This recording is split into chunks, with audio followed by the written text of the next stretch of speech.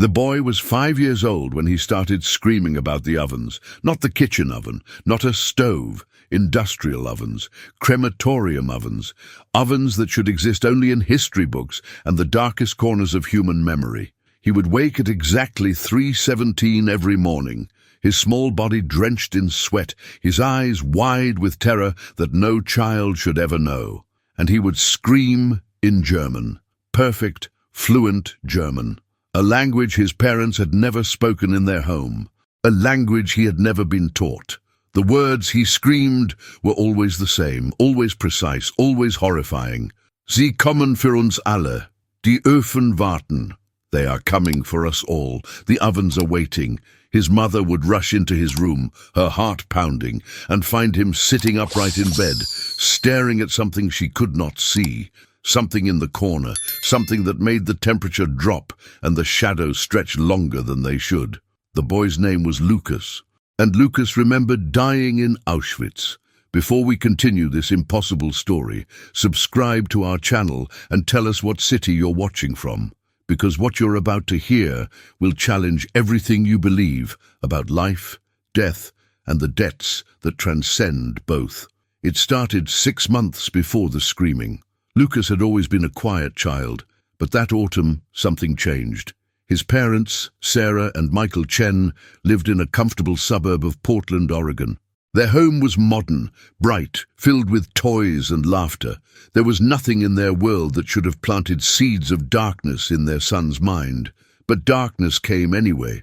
It started with the drawings.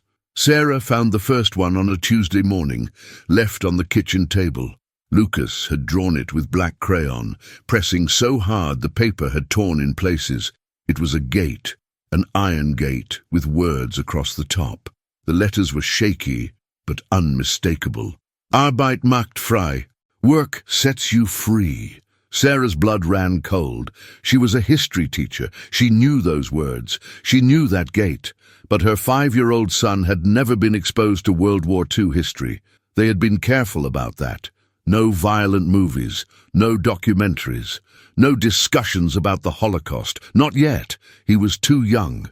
Yet here it was, rendered in crude but accurate detail by hands that should have been drawing dinosaurs and superheroes.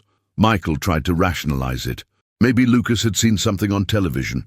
Maybe another kid at school had talked about it. Maybe it was pure coincidence. But the drawings kept coming. Every day a new one. Guard towers, barbed wire, barracks, railway tracks, and people. Thin, skeletal people in striped uniforms. The faces Lucas drew were generic at first, but as the weeks passed, they became more specific, more detailed, more real. He drew them with numbers on their arms. He drew them with haunted eyes. He drew them dying.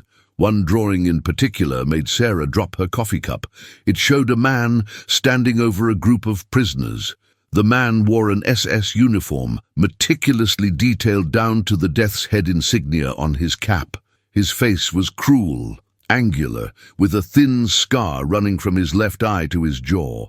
At the bottom of the page, Lucas had written a name in careful letters. Hauptsturmführer Klaus Richter. Sarah's hands trembled as she photographed the drawing and uploaded it to a reverse image search. Nothing. She searched Holocaust databases, survivor testimonies, historical records, and then she found it. A grainy photograph from the Auschwitz archives. An SS officer. The scar. The face. Hauptsturmführer Klaus Richter died in 1947. Executed for war crimes. Hanged by the neck until dead. Lucas had drawn a dead man's face with photographic accuracy. The pediatrician found nothing wrong. The child psychologist suggested an overactive imagination combined with possible exposure to inappropriate content. But neither of them could explain the German. Neither of them could explain what happened during the third session. The psychologist, Dr. Amanda Warren, had been asking Lucas gentle questions about his drawings. Where did he see these things? How did they make him feel? Lucas had been quiet, coloring with crayons, seemingly disengaged. Then Dr. Warren made a mistake. She showed him a photograph from a book on her shelf, a photograph of Auschwitz in winter. Lucas's crayon stopped moving. His entire body went rigid. When he looked up, his eyes had changed. They were older, colder, filled with an agony that did not belong in a child's face. "I was there," he said in German. "I was prisoner 47293. They took everything from me, my name, my family, my life. But I took something from them too." Dr. Warren did not speak German, but she felt the words in her bones. She felt the truth of them, and she felt something else, a presence in the room, something watching, something ancient and angry. The temperature plummeted. Frost formed on the windows despite it being October. The lights flickered, and Lucas smiled. It was not a child's smile. That night, Sarah received an email. The sender was listed as unknown. The subject line was a number, 47293. Sarah's stomach turned. She opened it. Inside was a single scanned document, a registry from Auschwitz, December 1944, prisoner 47293, name Jakob Eisenberg, age 29, occupation watchmaker, arrived November 15th, 1944, status deceased, date of death January 23rd, 1945. But there was something else, a handwritten note in the margin in German. Sarah translated it with shaking fingers. "This one is different. He sees too much. He knows too much. Richter is afraid of him. We all are. Something in his eyes. Like he's marking us. Like he's remembering our faces for another time."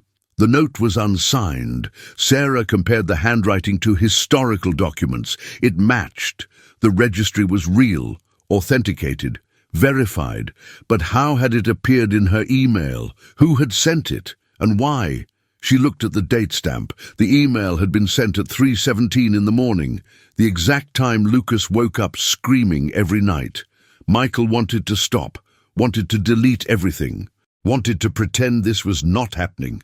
But Lucas was getting worse. He stopped playing with other children. He would stand at the window for hours, staring at nothing, his lips moving in silent German. He refused to eat certain foods. When Sarah made chicken soup, Lucas recoiled as if struck. "No soup," he whispered. "Never again soup. It was always cold, always had things floating in it that were not food." He knew things a child should not know. Once, Michael's father visited. He was wearing a new leather jacket. Lucas took one look at it and started screaming, not crying, screaming, raw primal terror. "Get it away!" He shrieked in English and German simultaneously. "Get it away! I know what they did. I know where it came from.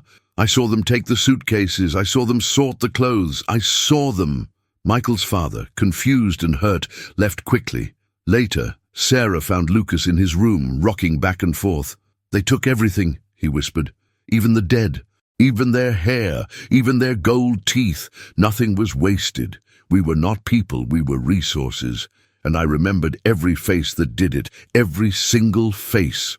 Sarah felt ice in her veins, because Lucas was not speaking like a child remembering something he had read. He was speaking like someone who had lived it, someone who had died with those memories burned into his soul. The breaking point came on a cold November evening. The family had gone to dinner at a restaurant downtown. It was supposed to be normal, a break from the madness. But as they entered, Lucas froze. His face went white. His breathing became rapid and shallow. Sarah followed his gaze. An old man sat in the corner booth. He was in his 90s, stooped and frail, dining alone. There was nothing remarkable about him, nothing threatening, but Lucas saw something else. "That's him," Lucas whispered. His voice was not his own. It was deeper, older, filled with decades of hatred. "That's Richter." Michael tried to pull Lucas away, but the boy broke free. He walked directly to the old man's table. The restaurant noise seemed to fade. The air seemed to thicken. Lucas stood before the old man, and when he spoke, it was in perfect, formal German. The old man's fork clattered to his plate, his face drained of color. He stared at Lucas with eyes that knew, that recognized, that remembered. Lucas continued speaking, and though Sarah did not understand all the words, she understood the tone. Accusation, judgment, promise. The old man started to cry. Not gentle tears, desperate, terrified sobs. He tried to stand, stumbled, fell. Other diners rushed to help him. In the chaos, Michael grabbed Lucas and they left. In the car, Lucas was calm. Too calm. "He knows," Lucas said simply. "He knows what's coming. They all do." That night, Sarah looked up the old man's name from the restaurant reservation she had glimpsed. Heinrich Müller, retired, lived alone, had immigrated to the United States in 1952, and when she dug deeper into immigration records, she found an old photograph. A young man in his 20s, blonde hair, blue eyes, standing in a group of German soldiers. The year was 1943. Heinrich Müller had a different name back then, and he had worked at Auschwitz. The news hit 3 days later. Heinrich Müller had died in his sleep. Natural causes, the obituary claimed. Heart failure. He was 94 years old. It was expected. Except it was not expected at all. Sarah found the article while scrolling through local news at 2 in the morning, unable to sleep, unable to stop researching, unable to escape the feeling that something terrible was unfolding around her family. She read the obituary twice, then 3 times, looking for something that would make it make sense. But there was nothing. Just a death. Just an old man whose time had come. Except Lucas had known. Lucas had looked at that man in the restaurant and pronounced something. Judgment, sentence, execution. Sarah told herself she was being irrational, paranoid. Lucas was a 5-year-old boy with an overactive imagination and some kind of psychological condition they had not yet diagnosed. He could not kill people with words. He could not see into the past. He could not be the reincarnation of a Holocaust victim seeking revenge from beyond the grave. These things did not happen, except they were happening, and Sarah knew it. She felt it in the air of her home, which had grown colder. She felt it in the way shadows moved when Lucas walked by. She felt it in the dreams she had started having. Dreams of snow and smoke and endless lines of people walking toward buildings they would never leave. Michael refused to acknowledge it. He threw himself into work, staying late at the office, avoiding home, avoiding Lucas, avoiding the truth that was growing too large to ignore. But Sarah could not avoid it. She was a historian. She dealt in facts, evidence, documentation, and the facts were becoming undeniable. She started a spreadsheet. On one side, Lucas's drawings and statements. On the other, historical records. Every match was perfect. The layout of the camp, the names of guards, the daily routines, the methods of murder. Lucas knew details that were not in textbooks, details that existed only in survivor testimonies and classified archives. He knew that Block 11 was called the Death Block. He knew that Dr. Josef Mengele had a habit of whistling Wagner while selecting prisoners for experiments. He knew that on Thursdays the guards got drunk and the beatings were worse. He knew that there was a tree near the fence where prisoners would sometimes hang themselves rather than face another day, and he knew that tree's exact location, confirmed when Sarah compared his drawing to an aerial photograph from 1944. Every detail matched. Every memory was real. This was not imagination. This was not television. This was not coincidence. This was impossible truth. The second death happened 17 days after Heinrich Müller. This time it was in Seattle. Sarah only found out because she had started monitoring obituaries obsessively, searching for patterns, searching for proof that she was wrong. She was not wrong. The deceased was named Walter Krauss, 89 years old, former accountant, died suddenly of a stroke. Sarah would have missed it entirely, except for one detail in the obituary. Krauss had been born in Munich, Germany, in 1935. He had immigrated to the United States in 1950, and the photograph accompanying the obituary showed a thin-faced man with wire-rimmed glasses and a distinctive mole above his left eyebrow. Sarah ran to Lucas's room. She pulled out the box where she had been storing his drawings. She went through them frantically, page after page of horror rendered in crayon and pencil. And then she found it, a drawing from 3 weeks ago, A man sitting at a desk, counting watches, counting jewelry, counting gold teeth, thin-faced, wire-rimmed glasses, a mole above his left eyebrow. At the bottom, Lucas had written a name: Kraus, der Zähler, the counter. Sarah felt her knees buckle. She sat on Lucas's floor, surrounded by drawings of dead men, and realized she was holding evidence of something the world was not ready to accept: reincarnation, memory across lifetimes, and revenge that transcended death. She found Lucas in the backyard.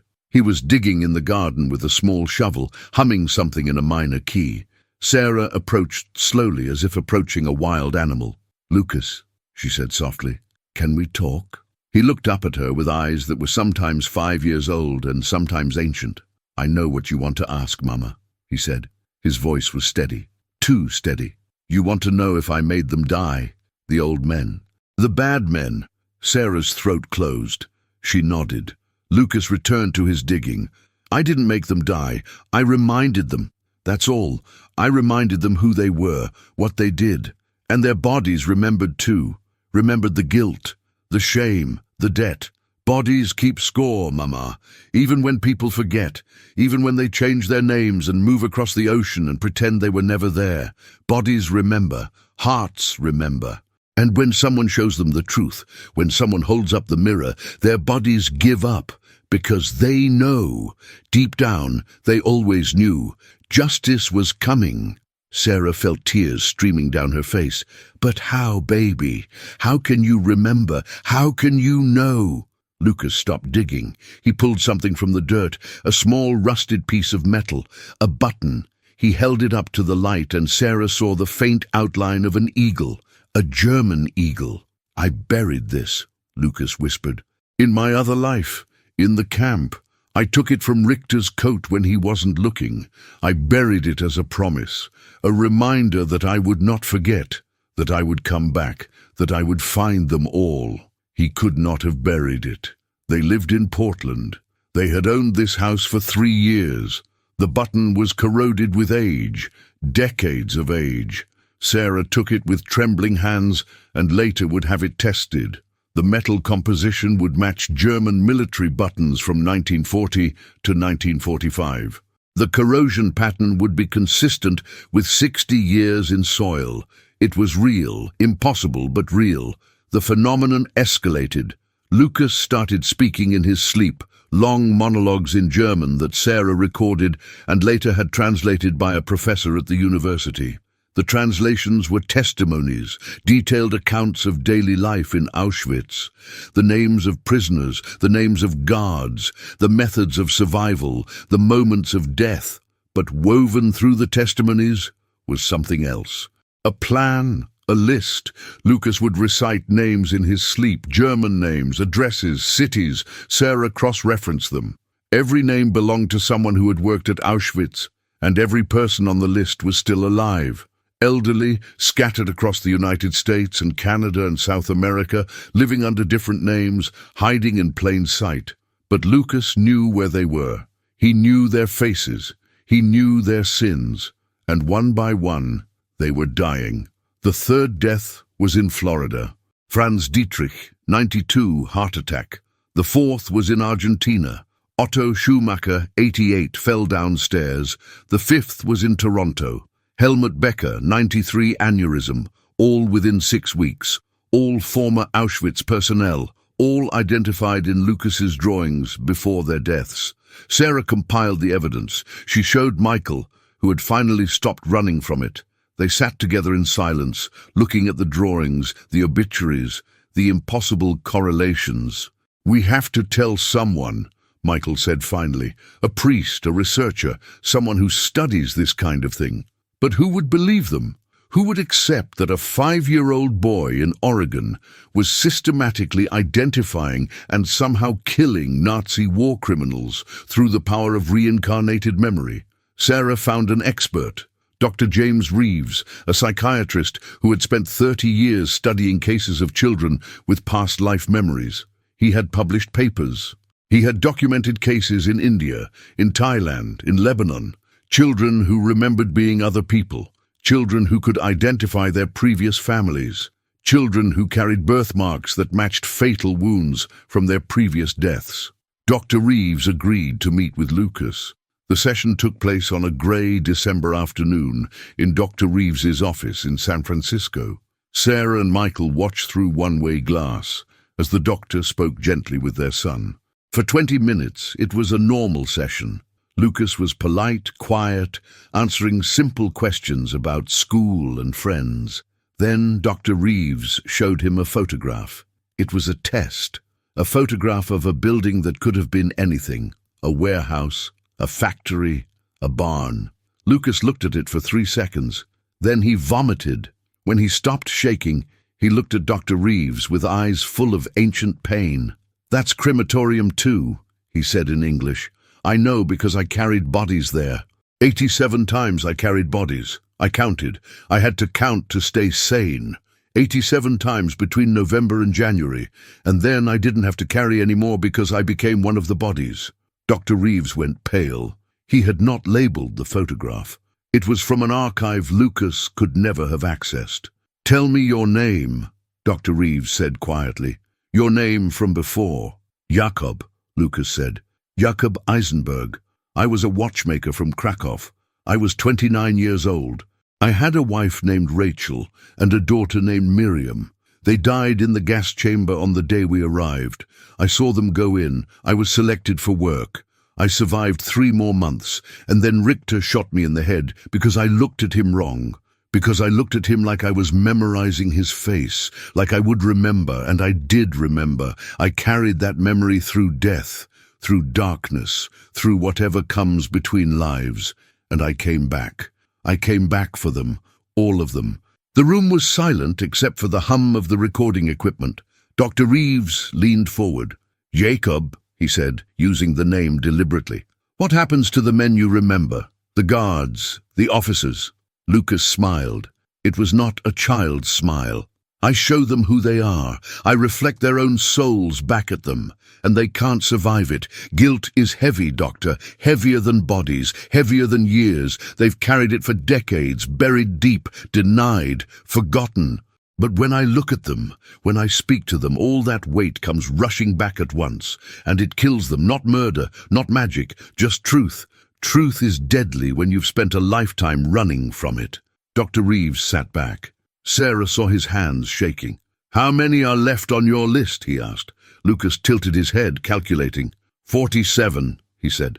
47 men who worked in the camp while I was there. 47 faces I memorized. 47 debts unpaid. I have found 39 of them. 8 are already dead. I have visited 5. 5 have died. 26 remain, and I will find them all. Before this body turns 6 years old, I will find them all. It was a promise, a prophecy, a certainty. Dr. Reeves ended the session early. He told Sarah and Michael that in 30 years of research, he had never encountered a case this clear, this documented, this terrifying. "If this is real," he said, his voice barely steady, "if your son truly is who he claims to be, then we are witnessing something unprecedented. Not just reincarnation. Reincarnation with purpose, with mission, with power." He paused. "And I don't know if we should stop it or let it run its course."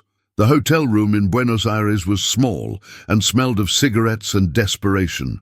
Sarah and Michael had made a decision that would either validate their sanity or confirm their complete break from reality. They had taken Lucas out of school. They had told family they were traveling for Michael's work, and they had flown to South America to track down the men on Lucas's list. Because the deaths in North America had drawn attention. Small attention, barely a whisper, but attention nonetheless. An investigative journalist named Rebecca Torres had published an article in a niche online magazine, The Auschwitz Deaths, Our Former Nazi Camp Workers Dying in Unusual Numbers. The article was speculative, bordering on conspiracy theory. It noted that 7 men, all immigrants from Germany between 1948 and 1955, all living in the Americas, had died within an 8-week period. All were in their late 80s or 90s. All had unverified backgrounds from their youth. and all had died of seemingly natural causes that nevertheless occurred in clusters too tight to be purely coincidental. The article had 300 views and 12 comments, mostly dismissive. But Sarah had read it 17 times, because Rebecca Torres had found 7 deaths. Sarah's spreadsheet tracked 8, which meant there was 1 death Rebecca did not know about yet, which meant the pattern was real, which meant Lucas was telling the truth. Buenos Aires was hot and loud and overwhelming. Lucas was quiet throughout the flight, drawing in a notebook, occasionally looking out the window at clouds and ocean.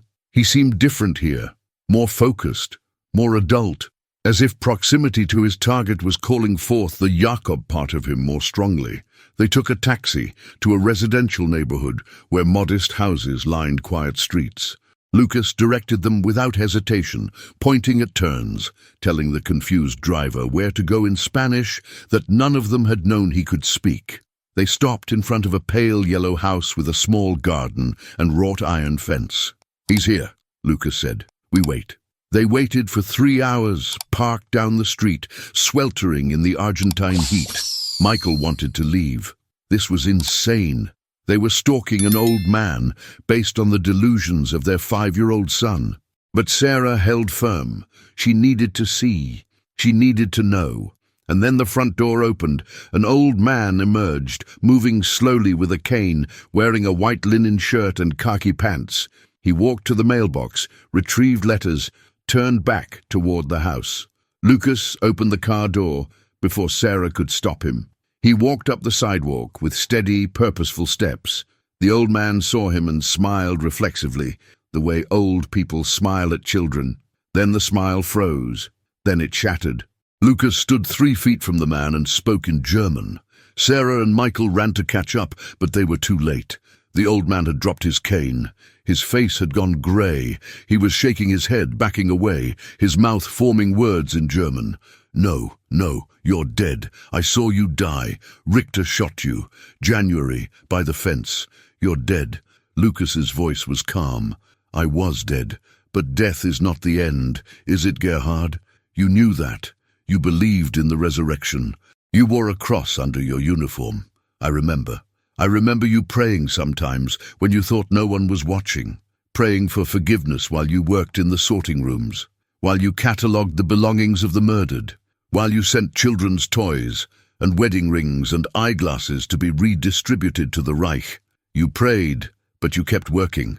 So I want to know, Gerhard, did God forgive you?" The old man collapsed, not dramatically. He simply folded, his legs giving out, his body crumpling to the pavement. Sarah rushed to him, her medical training kicking in. She checked his pulse, rapid, irregular, weakening. "Call an ambulance," she shouted to Michael, but Lucas touched her arm. "He doesn't want an ambulance, Mama. He wants it to be over. He's been waiting for this for 70 years. Let him go." The old man's eyes found Lucas. He whispered something in German. Lucas listened, then nodded. "Yes," Lucas said softly. "She survived. Your daughter, the one you asked about, she survived the war. She lives in Berlin now. She has children and grandchildren, and she never knew what you did. You kept that secret. That's worth something. Not forgiveness, but something." The old man's breathing slowed. His eyes closed. By the time the ambulance arrived 12 minutes later, Gerhard Steinmann was dead. The police came. There were questions. Sarah and Michael explained they were tourists. Their son had wandered. They had tried to help the collapsed man. The story was thin, but sufficient. An autopsy would reveal massive heart failure, natural causes. The old man had been 90 years old and in poor health. These things happened, except they did not just happen. Lucas had made them happen by speaking truth, by remembering, by holding up a mirror to guilt that had been buried for decades. On the flight back to Portland, Sarah tried to talk to Lucas about what they had witnessed. "Did you make him die, Lucas, with your words?" Lucas shook his head. "I just reminded him. His body did the rest. The body keeps score, Mama. I told you, all those years carrying that weight, it changes you, it weakens you. Your heart learns to beat with shame. Your blood learns to carry guilt." And when someone finally names it, when someone sees you completely, all that poison comes rushing forward at once. It's biology, it's justice, it's both. Sarah wanted to argue, wanted to bring up medicine and science and reason, but she had watched a man die from recognition. She had seen the power of memory weaponized, and she had no words to explain it except the ones Lucas had given her. Truth can kill when lies have kept you alive. Dr. Reeves called a meeting. He had been contacted by Rebecca Torres, the journalist, who had found his published research on past life memories and wanted to discuss the cluster of deaths. Dr. Reeves, bound by confidentiality but desperate for guidance, invited a small group of experts, a Holocaust historian, a parapsychologist, a medical examiner, and Sarah. They met in a private conference room at Stanford University on a cold January evening. Rebecca Torres presented her findings. 9 deaths now. All men between 88 and 94, all immigrants from Germany or Austria in the post-war period, all living in the Americas, all dying within a 12-week window. And here was the crucial detail Rebecca had uncovered through exhaustive research. All 9 men had worked at Auschwitz between 1943 and 1945. Low-level positions, clerks, accountants, guards, supply officers, men who had escaped prosecution because they were not high-ranking. Men who had changed their names, falsified documents, slipped through the cracks of post-war justice. Men who had lived long, quiet lives in anonymity until now, until they started dying. Rebecca believed it was a targeted assassination campaign, perhaps Israeli intelligence, perhaps a survivor seeking revenge, perhaps a coordinated effort by victims' families. She was investigating, following leads, building a story. The room was silent when she finished. Then the Holocaust historian, Dr. Miriam Goldstein, spoke. There are no records of any living survivors from Auschwitz seeking these specific men. The major war criminals were tried. The rest, they faded, became ghosts. If someone is targeting them now, they have access to information that was never fully documented, personnel records that were destroyed, faces that were never photographed officially, memories that should have died with the witnesses. Sarah felt everyone's eyes turn to her. Doctor, Reeves had not mentioned Lucas by name, but he had mentioned a case. A child with impossibly accurate memories. A child who seemed to be identifying these men before they died. Rebecca leaned forward. "Tell me about the child," she said. Sarah hesitated. Then she decided. The truth was coming out anyway. Might as well control how. "His name is Lucas," she said. "He's my son. He's 5 years old. And he remembers being Jacob Eisenberg, prisoner 47,293, who died in Auschwitz on January 23, 1945. The room erupted. Questions fired from every direction. Sarah held up her hand. "I have evidence. Recordings, drawings, documents. He knows things he could never know. He speaks fluent German and Yiddish. He has identified 13 former Auschwitz workers by face, by name, by their specific roles. 9 are already dead, and he has a list of 38 more." The medical examiner, Dr. Patricia Okonkwo, shook her head. "Even if we accept reincarnation as real, even if we accept this child has authentic memories, how is he killing them? He's 5 years old. He's not traveling around injecting them with poison. He's not orchestrating hits. What's the mechanism?" Sarah took a breath. "He looks at them. He speaks to them. He reminds them of who they were, and their bodies give up. That's the mechanism. Guilt. Shame. The weight of unpaid debts. Their bodies remember even when their minds have forgotten, and when forced to confront the truth, they die." It sounded insane. It sounded like magical thinking. But Dr. Okonkwo did not dismiss it immediately. "Psychosomatic death," she said slowly. "It's documented. Voodoo death. People dying from curses because they believe in them. Prisoners dying in solitary confinement from despair. The mind-body connection is powerful. If these men truly believed they were being judged, if they truly faced their guilt for the first time in 70 years, the stress could trigger cardiac events, strokes, system failures. She paused. But that would require the child to actually encounter them. Has he? Sarah nodded. She told them about Heinrich Müller in the restaurant, about Gerhard Steinmann in Buenos Aires, about the others they suspected but had not confirmed. Rebecca was typing frantically on her laptop. "This is the story," she breathed. "This is impossible and real and terrifying. A reincarnated Holocaust victim executing justice from beyond death."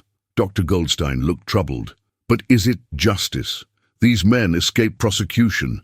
They lived free lives. Is it right that a child possessed by memories not his own is now acting as judge, jury, and executioner?" The room divided on that question.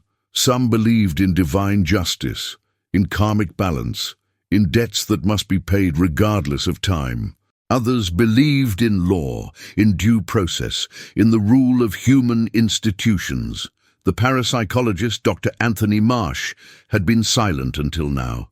"I think we're asking the wrong question," he said quietly. "The question isn't whether this is justice. The question is whether we can stop it. If Lucas truly is Jakob returned, if his purpose is to settle these debts, do we have the right to interfere? Do we have the ability?" Sarah felt cold, because she had been wondering the same thing, wondering if Lucas was still her son, or if he was becoming something else, something older, something with an agenda that superseded parenting and childhood and normalcy. That night, she went home and watched Lucas sleep. He looked peaceful, innocent, 5 years old. But she knew better now. Inside that small body was a man who had suffered unimaginable horror, a man who had died with a mission, a man who had crossed the boundary between life and death, carrying a list of names and faces. And nothing, Sarah realized with growing dread, nothing was going to stop him until that list was complete. The media storm hit like a hurricane. Rebecca Torres published her article in a major online outlet, and within 48 hours it had gone viral.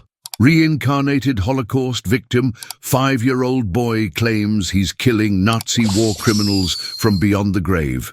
The headline was sensational, but the article itself was meticulous. Rebecca had documented everything: the deaths, the correlations, Lucas's impossible knowledge, the testimony from Dr. Reeves and Dr. Goldstein, and even a recorded conversation with Sarah, who had agreed to go on record because silence was no longer an option. The world reacted with predictable chaos. Half believed it was a hoax, a publicity stunt, child exploitation at its most grotesque. The other half believed it was real and divided sharply on whether it was divine justice or disturbing vigilantism. News crews camped outside the Chen family home. Sarah and Michael stopped answering calls. They pulled Lucas from school and went into hiding, moving between hotels, keeping the curtains closed, trying to maintain some semblance of normal life while the world outside debated their son's soul. But hiding did not stop the deaths. 2 more men died in the first week after the article published, one in Chile, one in Canada, both in their 90s. Both former Auschwitz personnel, both on Lucas's list. The pattern was undeniable now, and it was accelerating. Lucas himself seemed unbothered by the attention. He understood, in that strange dual consciousness way he had, that the world was watching, but it did not change his purpose. He still woke at 3:17 every morning. He still drew his pictures. He still recited names in his sleep. But now there was an urgency to it, as if exposure had triggered a timeline, as if he knew he had to complete his mission before the world found a way to stop him. Dr. Marsh visited them in their hotel room north of Seattle. He brought files, research, cases from around the world of children with past life memories and the patterns of how those memories faded. "Most children start to forget around age 7, he explained. The memories blur. The previous identity recedes. They become fully themselves, fully present in their current life. If Jakob is going to complete his mission through Lucas, he has maybe 2 years. After that, Lucas will just be Lucas. The memories will become like dreams, fading, uncertain. Sarah felt a strange relief at that thought. Her son would come back to her. The Jakob part would fade. They could have a normal life, but the relief was short-lived, because Lucas was listening, and Lucas spoke with Jakob's voice. "I won't forget," he said firmly. "I promised Rachel and Miriam. I promised everyone who died. I won't forget until it's done." Dr. Marsh looked at the boy with something like pity. "You're 5 years old, Lucas. You deserve to be a child, to play, to be free of this burden." Lucas met his eyes steadily. "I was 29 years old when they took everything from me. I had 3 months of hell before Richter put a bullet in my brain. I didn't get to be free. I didn't get justice. No one was punished for what they did to me, to my family, to the thousands who died around me. So no, I won't forget. I'll carry this until every name on my list is crossed off. And then, maybe then, I can rest." The FBI got involved. Not officially. There was no crime they could charge. Lucas had not physically harmed anyone. He had not even been in the same country when most of the deaths occurred. But Special Agent David Kowalski, who specialized in war crimes and international justice, began a quiet investigation. He interviewed Sarah and Michael. He reviewed the evidence, and he came to a conclusion that his superiors found difficult to accept. "The kid is real," Kowalski told his director in a classified briefing. "I don't know how. I don't know why. But he knows things about Auschwitz operations that are not in public records. He identified personnel from encrypted Polish archives that were only declassified in 2017. He knew details about specific incidents that match survivor testimonies we have sealed in witness protection files. Either this is the most elaborate hoax involving dozens of international conspirators and classified information leaks, or we're dealing with exactly what the family claims: reincarnation, memory persistence. Choose your impossible explanation." The director chose option 3. Close the investigation, bury the file, pretend none of this was happening. But Kowalski could not let it go. He had Polish grandparents. He had grown up hearing stories about the war, about neighbors who never came back, about graves that were never marked. And he believed in justice, even if it came in forms that defied understanding. He reached out to Sarah privately. "I can help you," he said. "I have access to records, names, locations. If your son truly is who he claims, if he truly has this mission, I can make it easier, faster, more efficient." Sarah was torn. Part of her wanted to protect Lucas from this burden, wanted him to be a normal child. But another part, the part that had watched Gerhard Steinmann die whispering prayers, knew that this was bigger than her wants. This was about something ancient and necessary. Justice delayed is justice denied, and these men had been denied justice for 70 years. If Lucas, if Jakob, could finally balance those scales, who was she to stop it? She agreed. Kowalski provided files, photographs, addresses, medical records. 34 men remained on Lucas's list. Kowalski had located 29 of them. They ranged in age from 87 to 96. They lived in 12 countries across 4 continents. They had families who knew nothing of their pasts. They had grandchildren and great-grandchildren. They attended churches and synagogues, some of them, the irony thick and bitter. They had spent 70 years being normal, being human, being forgiven by time, if not by their victims.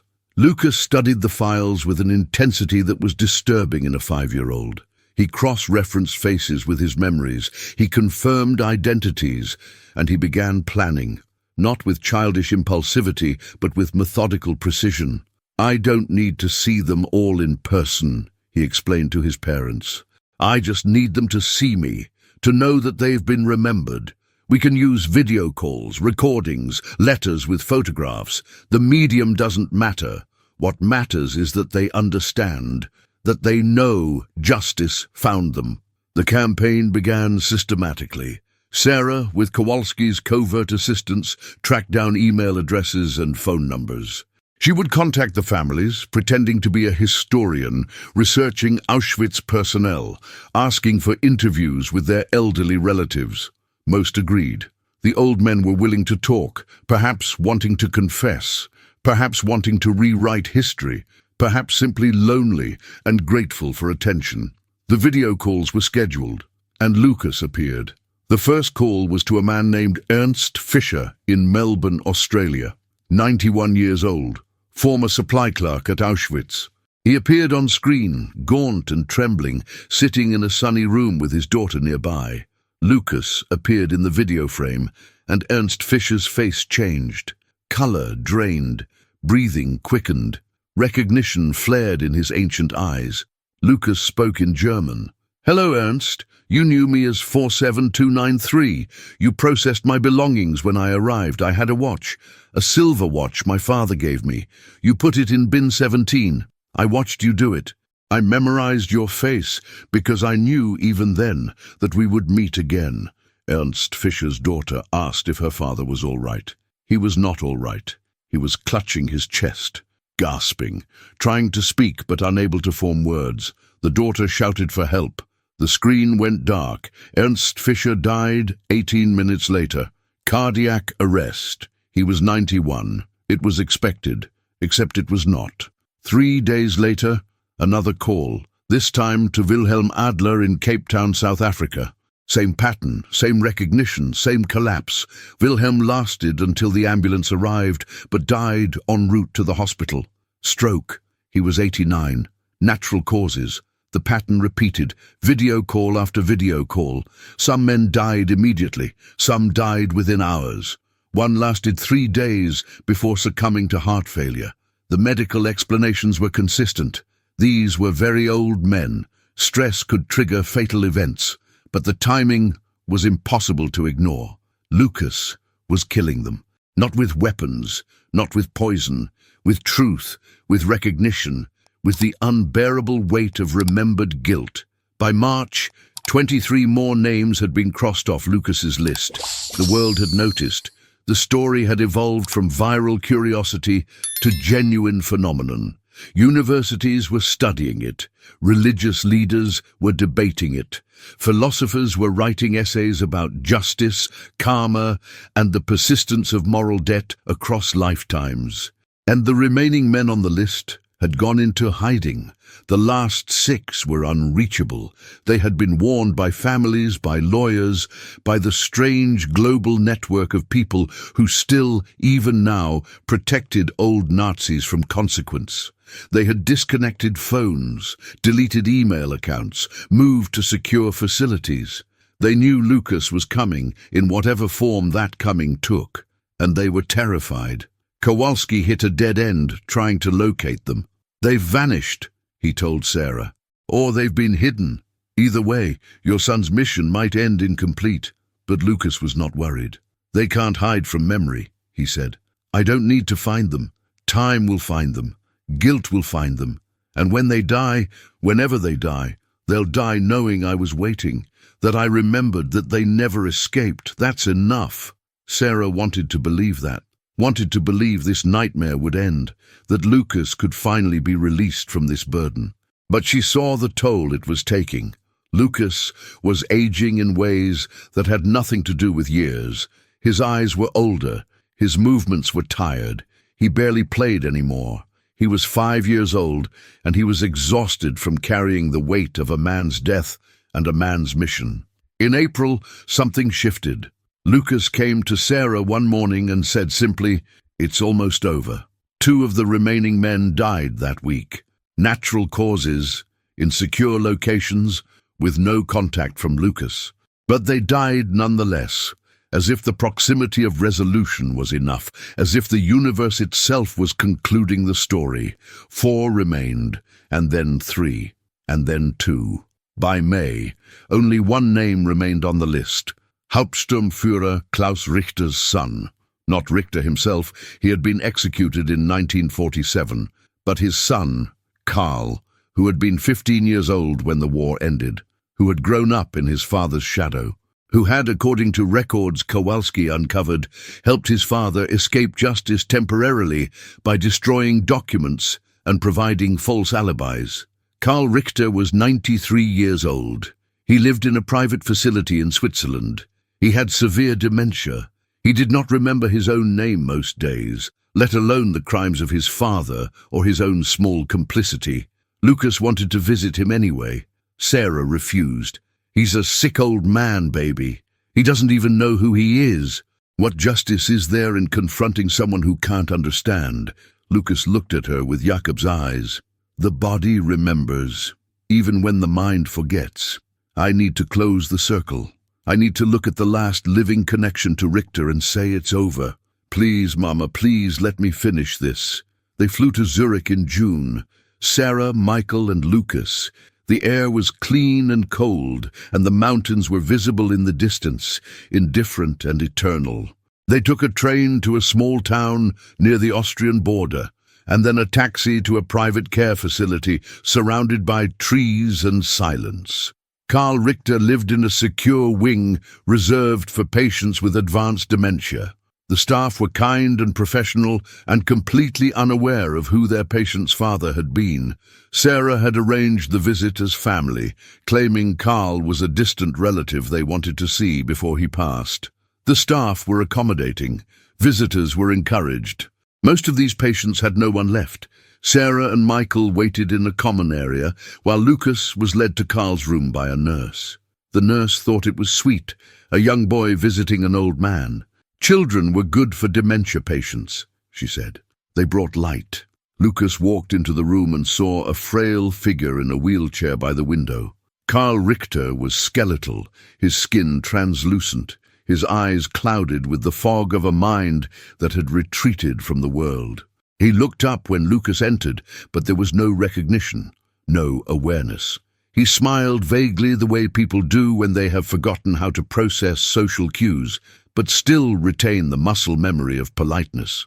Lucas pulled a chair close and sat. He looked at Karl for a long moment. Then he spoke in German, not loudly, not angrily, just steadily. "Your father was Klaus Richter, Hauptsturmführer. He ran the selection process at Auschwitz. He decided who lived and who died with a gesture of his hand, left or right, gas chamber or work detail. He killed thousands. And on January 23rd, 1945, he killed me. He shot me in the head because I looked at him too long, because I saw him, really saw him, and I promised myself in that last second before the bullet hit that I would remember his face forever." Karl Richter's clouded eyes focused slightly. Some deep part of his fractured mind registered the words, the tone, the truth. "I came back," Lucas continued. "I crossed death. I found a new body. I remembered everything. And I have spent the last year finding everyone who worked in that place while I was there. Everyone who participated. Everyone who enabled.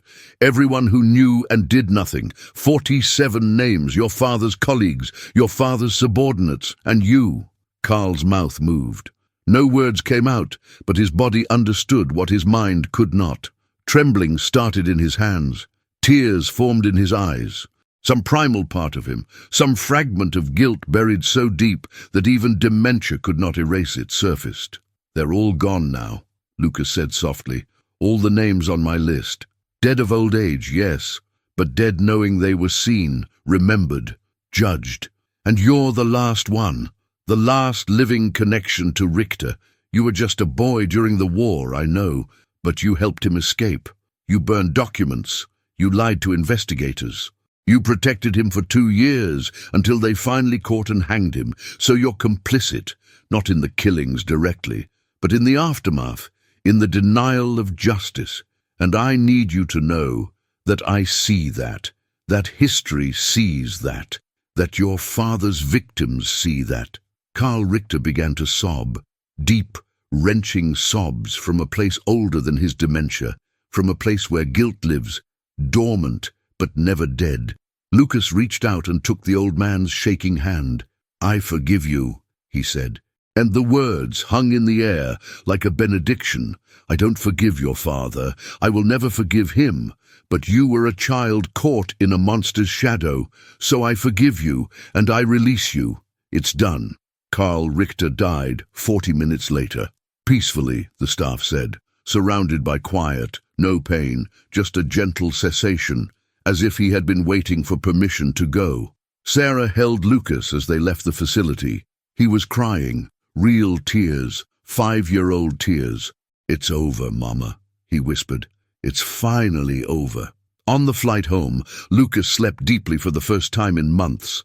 No nightmares, no German words, no screaming at 3:17, just sleep, deep and dreamless, and finally, blessedly peaceful. When he woke, he looked different, lighter. The weight in his eyes had lessened. I feel like me again, he said to Sarah, like Lucas.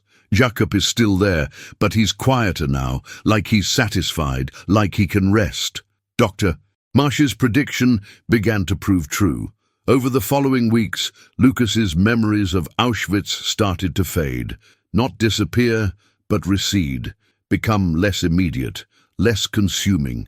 He started playing with toys again, started laughing, started being 5 years old instead of a man trapped in a child's body. By his 6th birthday in August, the drawings had stopped. The German came only occasionally, in dreams. The mission was complete, and the boy was reclaiming his childhood. Zara and Michael tried to return to normalcy. They moved to a new city, changed jobs, enrolled Lucas in a new school under a different name. The media attention faded as new stories took over the news cycle. The world moved on, as it always does. But some people remembered. Rebecca Torres won a Pulitzer Prize for her reporting.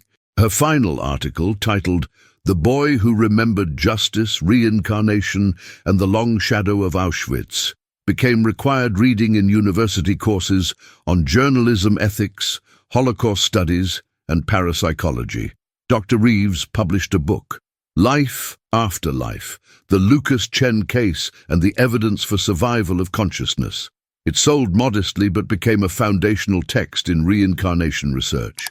Agent Kowalski retired from the FBI. He never spoke publicly about his involvement, but he kept a file. In it were photographs of 47 men, 47 names, and 47 death certificates, all accounted for, all complete. Dr. Goldstein organized a memorial service at a synagogue in Los Angeles. It was attended by Holocaust survivors, historians, and members of the Chen family. Lucas was there, quiet and respectful, sitting between his parents. During the service, Dr. Goldstein spoke about justice, about how it takes many forms, how it can be delivered by courts and tribunals, or by memory and conscience, or by forces we do not yet understand. She spoke about Jakob Eisenberg, who had died at Auschwitz on January 23, 1945, who had been erased from history along with millions of others, who should have been forgotten, should have faded into the anonymous mass of victims, but who had returned, who had remembered, who had, against all possibility, settled his accounts. We may never understand how this happened, Dr. Goldstein said. We may never agree on whether it was right, but we cannot deny that it happened. Lucas Chen, whether through reincarnation or some mechanism we have no name for, carried the memory of Jakob Eisenberg, and he used that memory to ensure that those who participated in genocide did not die in comfortable anonymity. He gave them truth, and truth, as we have learned, is a powerful form of justice. After the service, an elderly woman approached Lucas. She was in her 90s, using a walker, her arm bearing the faded numbers of an Auschwitz tattoo. She looked at Lucas for a long moment, then spoke in Yiddish. Lucas, who had not spoken Yiddish in months, responded automatically. They talked for several minutes. Sarah could not understand the words, but she saw the woman crying, saw her take Lucas's face in her shaking hands, saw her kiss his forehead. Later, Sarah asked Lucas what the woman had said. She said she knew Jakob. She was in the camp at the same time. She remembered him. She said he was kind, that he shared his bread once when she was starving. that he told her jokes in Yiddish to help her forget the cold. She said she thought she was the only one left who remembered him, and she thanked me for proving that memory can survive anything, even death. Sarah felt tears streaming down her face, because that perhaps was the real miracle, not the revenge, not the deaths of guilty men, but the fact that Jakob Eisenberg, prisoner 47293, had been remembered, had been honored, had been given the dignity of being known by name instead of being lost in the statistics of genocide. The next week, Lucas had his first therapy session with a new counselor who specialized in childhood trauma. He talked about his memories of Auschwitz, but they were distant now, like a movie he had watched long ago. The counselor asked if he still felt like Jacob. Lucas thought about it. "No," he said finally. "I feel like Lucas. But I remember being Jacob, like how you remember being younger. It's part of me, but it's not all of me anymore. I think Jacob finished what he needed to do, and now he's letting me be a kid." Years passed. Lucas grew up. The memories of Auschwitz faded further, becoming like old photographs in an attic, present but not immediate. He had occasional dreams in German. He still could not wear leather jackets. He avoided crowds, but he laughed. He played sports. He made friends. He had crushes. He struggled with math and excelled at history. He was, by all accounts, a normal teenager with an abnormal past. When he was 16, a documentary filmmaker approached the family. She wanted to make a film about the case. Lucas agreed, on the condition that it be honest. "Don't make me a hero," he said. "I didn't choose this. Jacob chose it, or fate chose it, or something I don't understand chose it. I was just the vessel. But if telling the story helps people understand that memory matters, that witnesses matter, that we can't let genocide be forgotten, then okay, tell it." The documentary Prisoner 47293 premiered at Sundance. It won awards. It sparked debates. It brought the story back into public consciousness.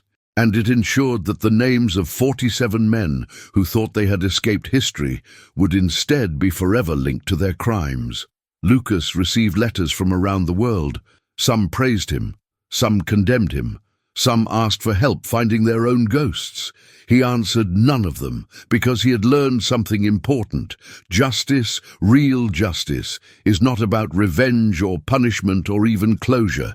It is about acknowledgement, about ensuring that victims are seen and perpetrators are named, about the simple, profound act of remembering. On January 23rd, the anniversary of Jacob's death, Lucas began a tradition. He would go to a quiet place, usually a park or a riverbank, and he would say, Kaddish, the Jewish prayer for the dead.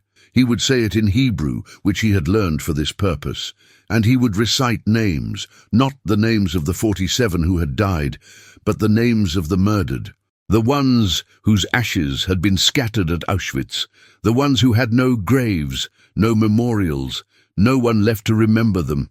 He would say their names as long as he could remember them. Jacob's wife, Rachel, his daughter Miriam, the others from his barrack, the faces he had memorized, the people who had become numbers. Lucas gave them back their names, and in doing so, he completed the mission that Jacob had started.